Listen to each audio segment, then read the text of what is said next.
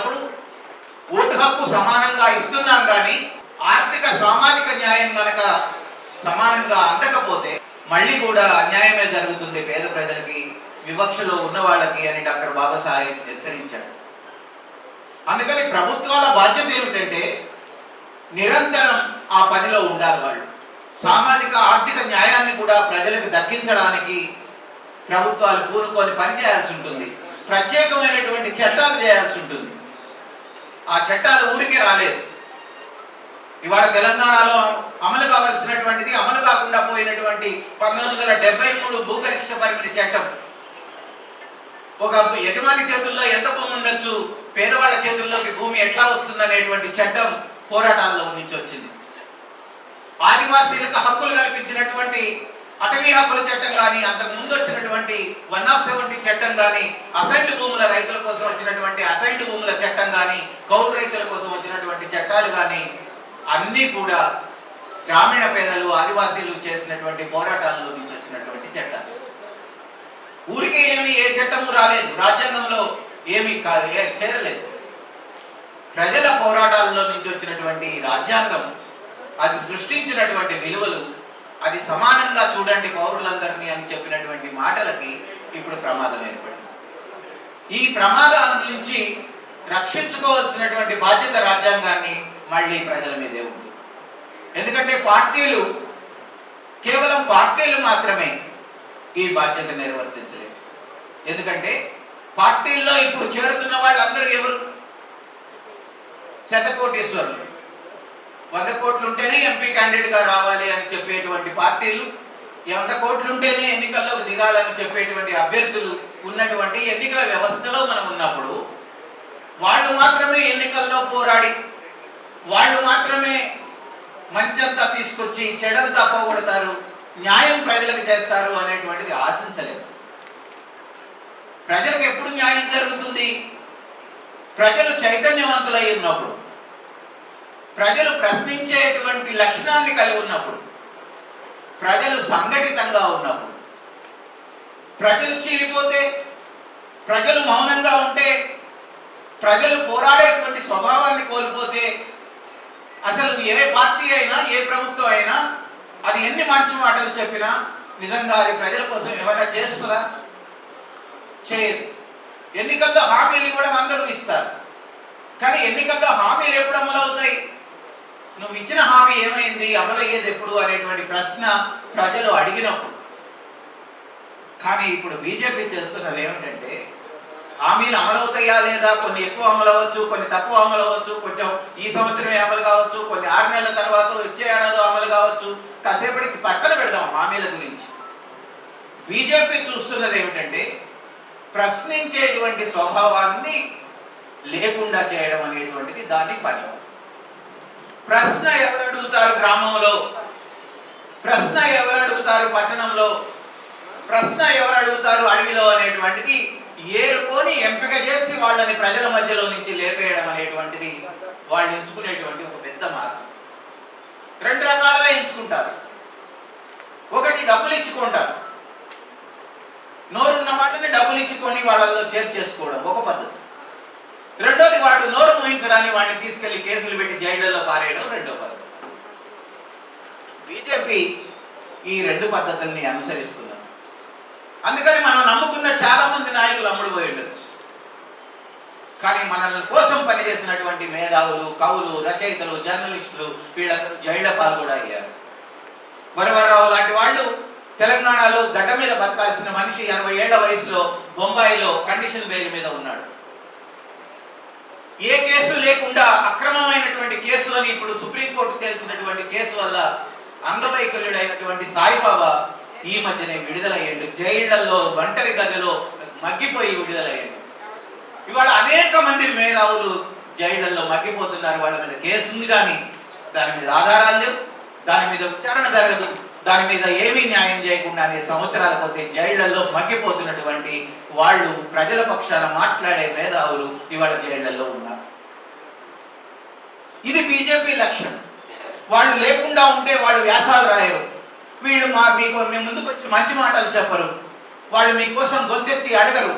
కాబట్టి ప్రజలు నిస్సహాయులు అయిపోతారు, ప్రజలు ప్రజలు చాలా అసహాయులుగా మిగిలిపోతారు.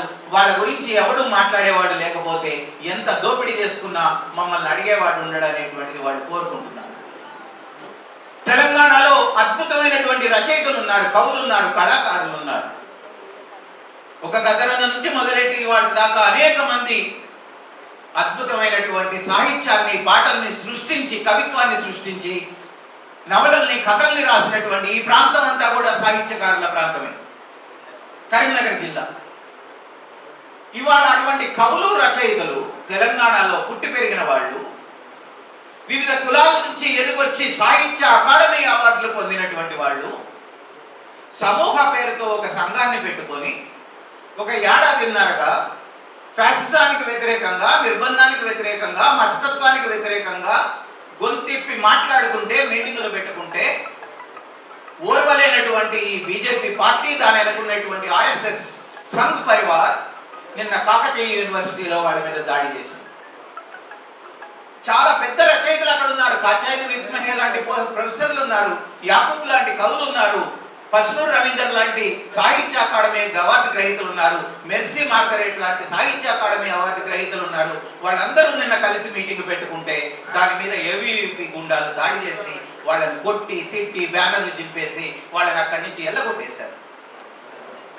యోగేంద్ర యాదవ్ చెప్పినటువంటి ప్రమాదం దూరంగా లేదు. తెలంగాణలో మన గడ్డ మీదకి, వరంగల్ గడ్డ మీదకి వచ్చింది, రేపు కరీంనగర్ వస్తుంది. ఒకప్పుడు ఇక్కడ కరీంనగర్లో బాలగోపాల మీద ఆర్ఎస్ఎస్ వాళ్ళు దాడి చేశారు, ఏబీవీపీ వాళ్ళు. ఒకప్పుడు ఇక్కడ గోపిరాజన్న లాంటి వాడిని పౌరహక్కుల సంఘం నాయకుడిని చంపారు. ఒకప్పుడు అన్ని కాలేజీల్లోనూ పీడిఎస్యు, ఆర్ఎస్యులకి, ఏబీవీపీకి మధ్య కొట్లాటనే ఉండేది.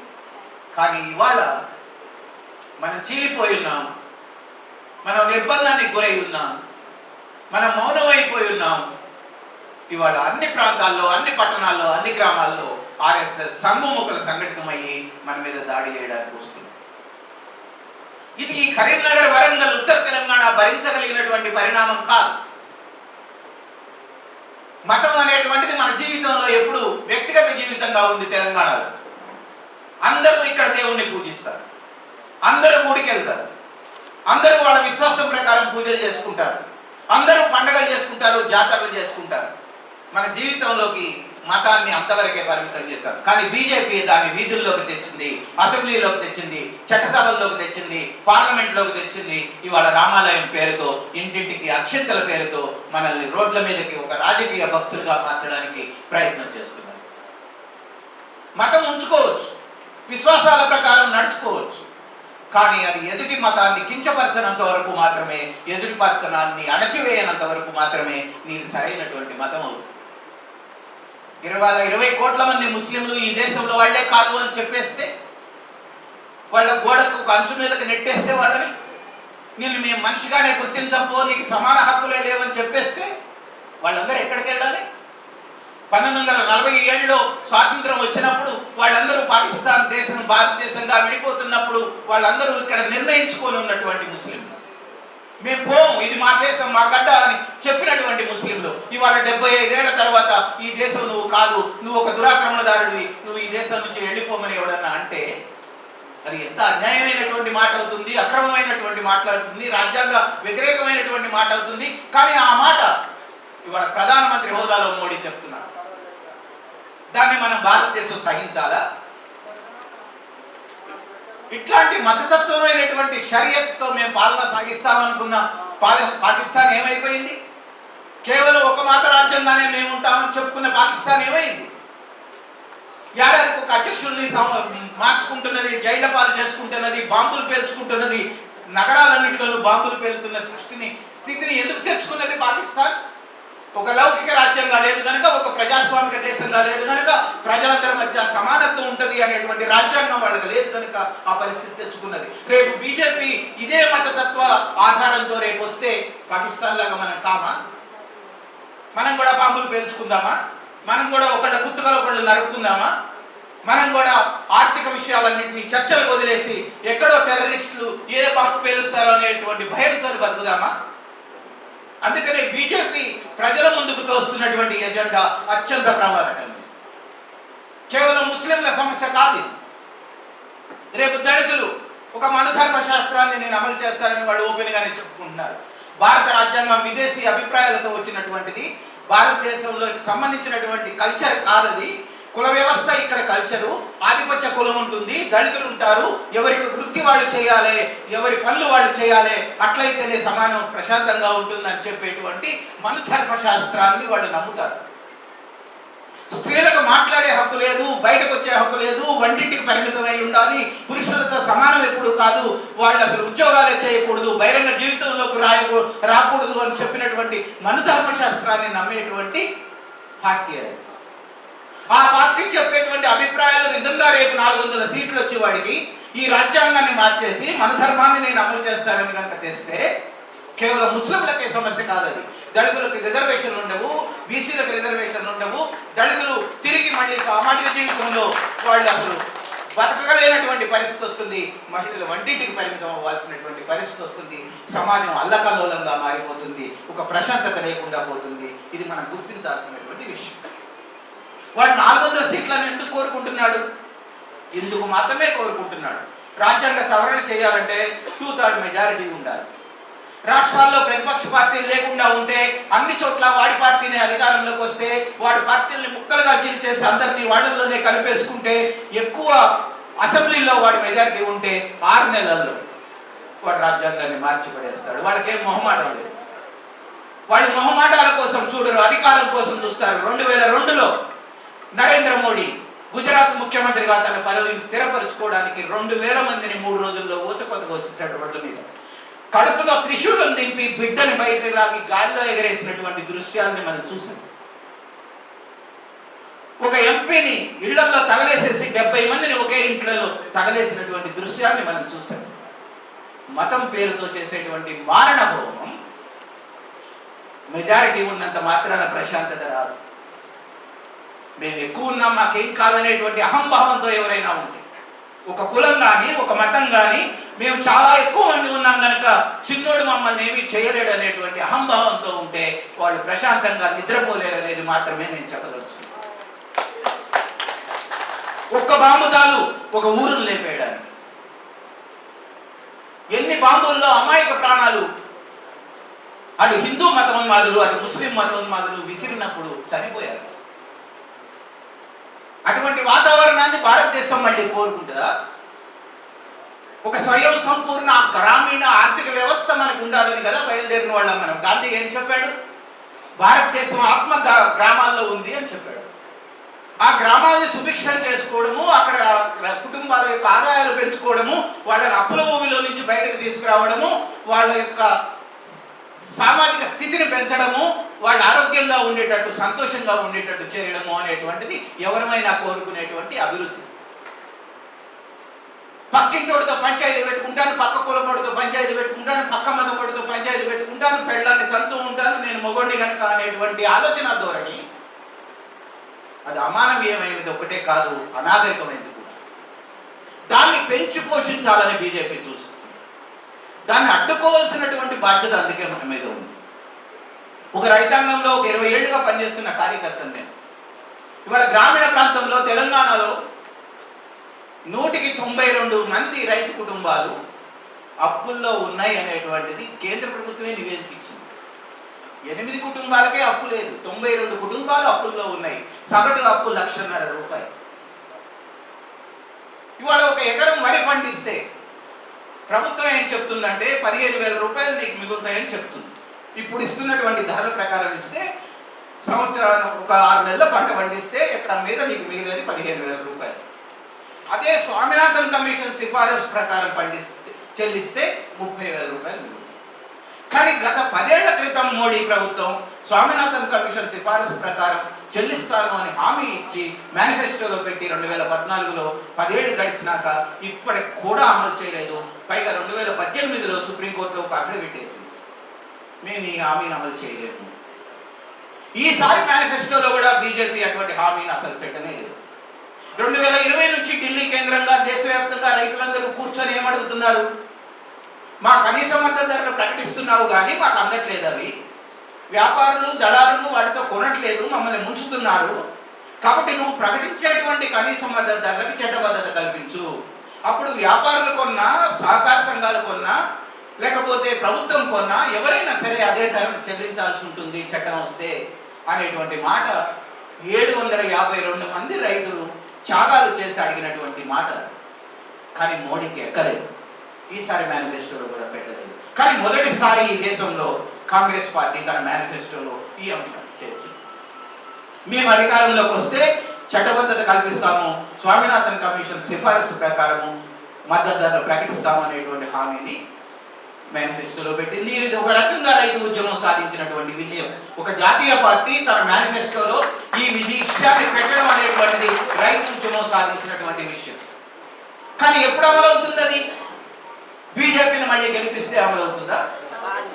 కాంగ్రెస్ను గెలిపిస్తే, ఇండియా కూటమిని గెలిపిస్తే ఆ హామీ అమలు చేయమని మళ్ళీ హుస్నాబాద్లో మీటింగ్ పెట్టి మళ్ళీ ఎంపీని పిలిచైనా నువ్వు ఇచ్చిన హామీని అమలు చేయమని అడగడానికి మన హక్కు ఉంటుంది. అదే బీజేపీని గెలిపించి మళ్ళీ వాళ్ళకి అధికారం అప్పచెప్తే ఈ ధరల సంగతి మర్చిపోండి, అసలు రాజ్యాంగమే ఉండే అవకాశం లేదు. ధరల గురించి ఏం మాట్లాడతాం? ఇవాళ ఇన్ని 75 ఏళ్ల స్వాతంత్రం తర్వాత మొన్న ఒక సర్వే నివేదిక వచ్చింది. సగటున 375 రూపాయలు కూడా కూలి పడతలేదు. 90% జనాభా పనిచేసే వాళ్ళకి సగటున 375 రూపాయలు కూడా కూలి పడతలేదు. అంటే చాలా మంది 100 రూపాయలకి, 150 రూపాయలకి, 200 రూపాయలకి పని చేసుకొని దినం వెళ్చుకుంటున్నటువంటి పరిస్థితి ఉన్నది. గత 10 ఏళ్లలో మోడీ ప్రభుత్వం ఎప్పుడు కూడా కనీస వేతనాలు పెంచాలనేటువంటి మాటని వాళ్ళు అసలు పట్టించుకోలేదు. పైగా చాలా తక్కువ కూలీతో ఎక్కడ పని వాళ్ళు దొరుకుతారో అక్కడనే పరిశ్రమలు పెట్టడానికి అనుమతులు ఇస్తున్నారు. కూలీ ఎక్కువ ఇవ్వాల్సి వస్తుంది అనేటువంటి ప్రాంతాలకి పరిశ్రమలు రావట్లేదు. ప్రభుత్వాలు కూడా ఏం ప్రోత్సహిస్తున్నాయి? కూలీ ఎక్కువ ఇవ్వద్దు, మీకు తోచిన కూలి ఇవ్వండి, మీకు లేబర్ డిపార్ట్మెంట్ వాళ్ళు అడగరు, మీరు 5,000 రూపాయలు ఇచ్చినా కూడా ఒక కార్మికురాలనో కార్మికుడినో పెట్టుకొని పని చేయించుకోండి, మా లేబర్ డిపార్ట్మెంట్ మాట్లాడదు అని యజమానులకి భరోసా ఇస్తున్నాయి. ఇది రాజ్యాంగ వ్యతిరేకమైనటువంటి విషయం. రాజ్యాంగం ఏం చెప్పింది?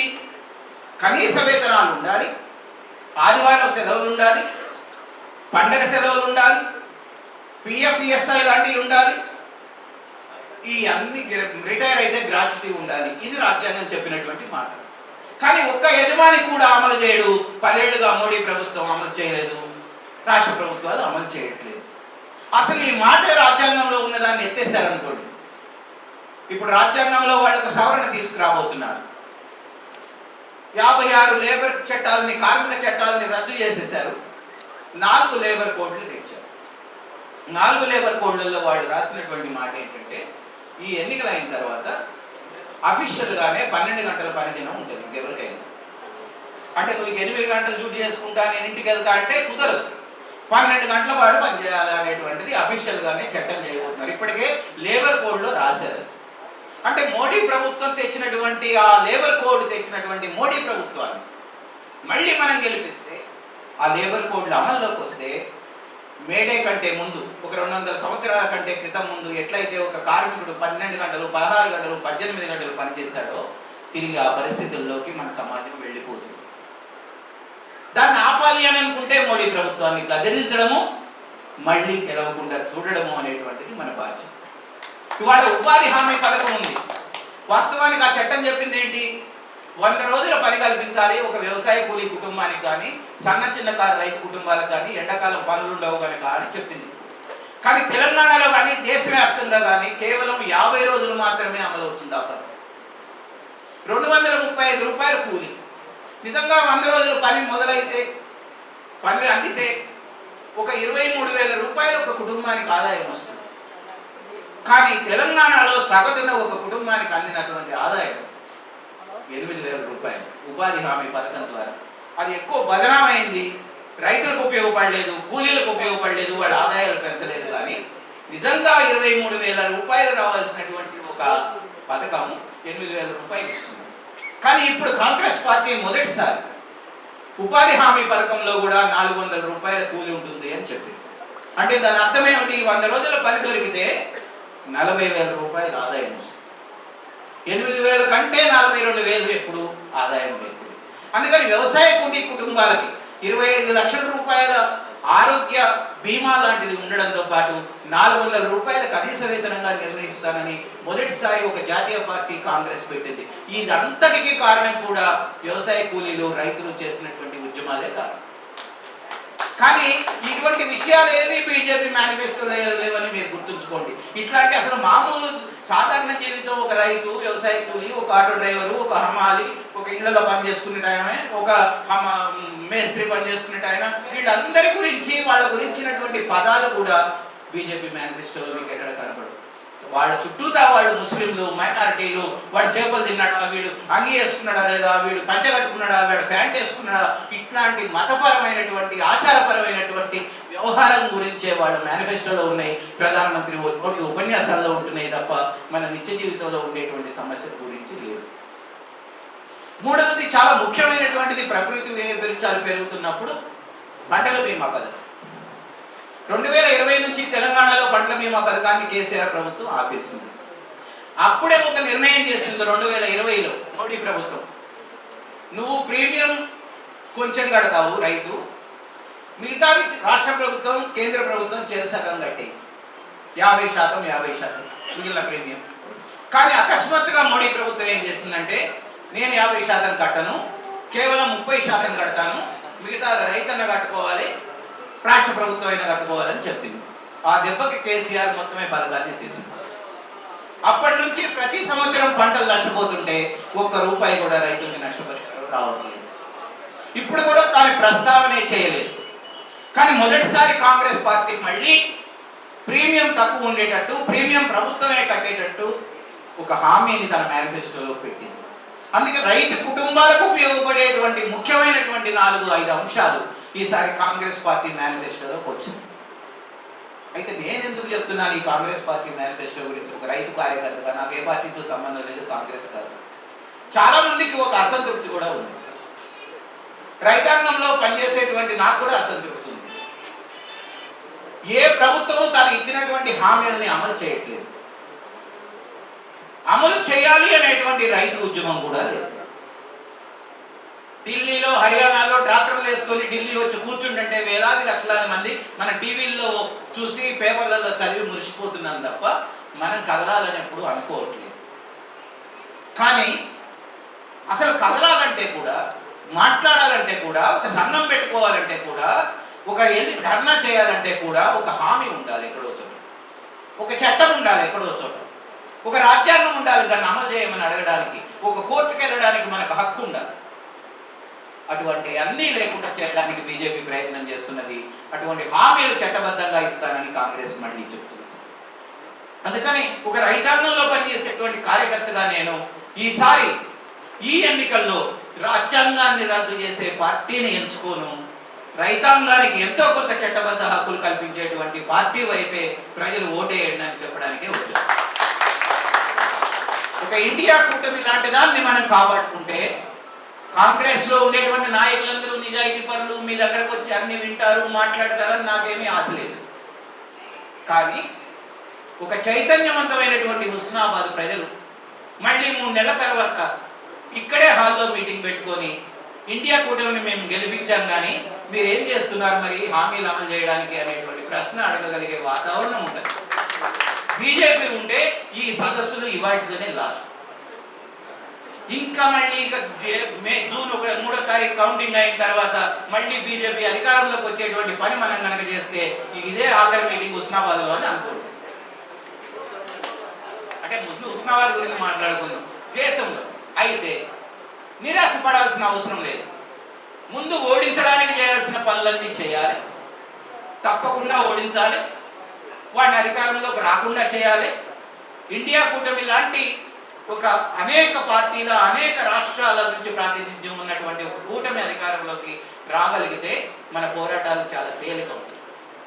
మాట్లాడే హక్కును మిగుల్చుకుంటాం మనం రాజ్యాంగాన్ని కాపాడుకుంటాం, మనం కోర్టుకు వెళ్ళే హక్కును మిగుల్చుకుంటాం, మనం మీటింగ్లు పెట్టుకునే హక్కును కల్పించుకుంటాం, మనం రైతు సంఘాన్ని నడుపుకునేటువంటి హక్కుని మిగుల్చుకుంటాం. మనం ఆ హక్కుల కోసమైనా ఈసారి బీజేపీ ఓడించాం. తెలంగాణ మా ప్రజల మీద ఒక మామూలుగా ఒక సామెత ఉంటుంది, వాళ్ళు ఆకలినైనా భరిస్తారు కానీ అణిచివేతను భరించరు. అణిచివేతను భరించే లక్షణం తెలంగాణకు లేదు. అది మన రామజీకొండం కాలం నుంచి, కొమరం భీం కాలం నుంచి, తెలంగాణ సాయుధ పోరాట కాలం నుంచి, నక్సల్బరీ పోరాట కాలం నుంచి, ఈ ప్రాంతంలో జరిగినటువంటి అన్ని విప్లవ పోరాటాల దాకా మీరు కట్టినటువంటి 70 అడుగుల స్తూపం సాక్షిగా ఖచ్చితంగా అణచివేతను ప్రతిఘటించేటువంటి లక్షణం రక్తంలో ఉంది తెలంగాణ ప్రజలకి. దీన్ని కాపాడుకునేటువంటి బాధ్యత మన మీద. మనం మౌనంగా ఉంటాము, బీజేపీకి ఓటేస్తాము, వాడు అణిచేస్తుంటే తొక్కేస్తుంటే మనం సహిస్తాము అనేటువంటి పరిస్థితి తెలంగాణ ప్రజలకు రావద్దు, ముఖ్యంగా కరీంనగర్ ప్రజలకు రావద్దు అని నేను కోరుకుంటున్నాను. కరీంనగర్ని, సిరిసిల్ల, జగిత్యాలను చూసి పెరిగినటువంటి వాళ్ళం మేము. ఆ ప్రాంతం యొక్క స్ఫూర్తిని మీరు మళ్ళీ నిలబెట్టాలనేది నేను కోరుతూ, బీజేపీ మతతత్వం ఒకటే కాదు, అది ఒక ఫ్యాసిస్ట్ పార్టీ. అది కేవలం పౌరుల ప్రాథమిక హక్కుల్ని హరించడం ఒకటే కాదు, అది దేశాన్ని అల్లకల్లోలం చేసేటువంటి పార్టీ అనేటువంటి గుర్తుంచుకొని దాన్ని ఓడించాలి.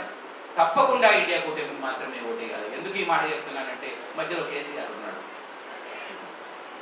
ఆయన అటు లేడు ఇటు లేడు, పోనీలే ఆయనకు కూడా 4 ఓట్లు వేద్దాం అనేటువంటిది అనుకుంటే అది మరింత ప్రమాదకరం. కానీ ఈసారి మాత్రం, ఈ యుద్ధంలో మాత్రం, ఈ పార్లమెంట్లో మాత్రం ఖచ్చితంగా బీజేపీని ఓడించాలి, ఇండియా కూటమికి మాత్రమే ఓటేయాలనేటువంటిది నేను స్పష్టం చేస్తూ ముగిస్తున్నాను.